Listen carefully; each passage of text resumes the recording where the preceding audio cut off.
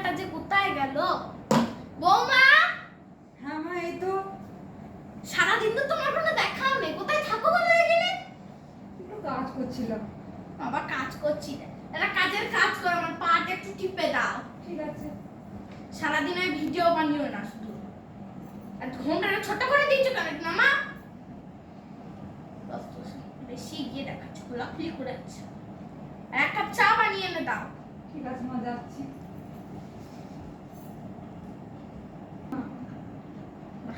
কাজের কাজ করলে এত দেখি। আমার মা বাবা আসবে, তাহলে কাল কি রান্না করব?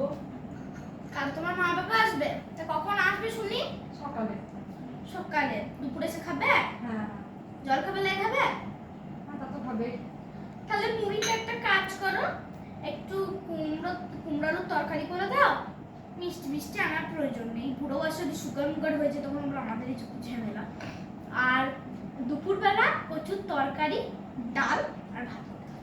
আর আমার বাবুর জন্য আর আমার জন্য একটা মাছ করো। বলছি মা, একটু মাংস করলে হতো না?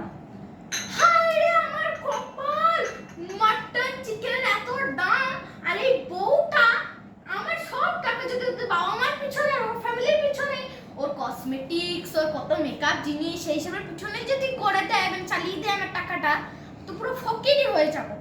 তুমি কোন সাহসে বলছো কোনো দেখি না, এখন জানো মাছের কত দাম? প্রচুর দাম এখন। ঠিক আছে, তাই হবে। কচুর তরকারি সব থেকে ভালো জিনিস, কচুর তরকারি আর ডাল করবে, আর একটু পালে চাটনি করো, চাটনিটা দিয়ে দেবো, আর কিছু লাগবে না। তা বলি তোমার কি নিয়ে আসছে কি তোমার বাবা মা? তা তো বলতে পারছি না, তখন এলে দেখা যাবে। বলো ভালো ভালো জিনিস নিয়ে আসতে। আচ্ছা ঠিক আছে, বলবো। এক্ষুনি আমার সামনে ফোন করে বলো, আমি দেখবো তুমি কি বলো, বিকজ তোমার উপর আমার একদম ভরসা নাই। আর ওই সারাদিন ওই ভিডিওতে একটু বাদ দেবে, ঠিক আছে? ফোনটা মুখের সামনে নিয়ে দাঁড়িয়ে থাকবে না সারাদিন ধরে, প্রচন্ড রাগ লাগে আমার। আর কাজগুলো সব করো, ঝাড়মাট গুলো দাও, মালতি কত একা একা করবে। ঠিক আছে, যাচ্ছি। আর বলে দাও ফোন করে, বুঝলে?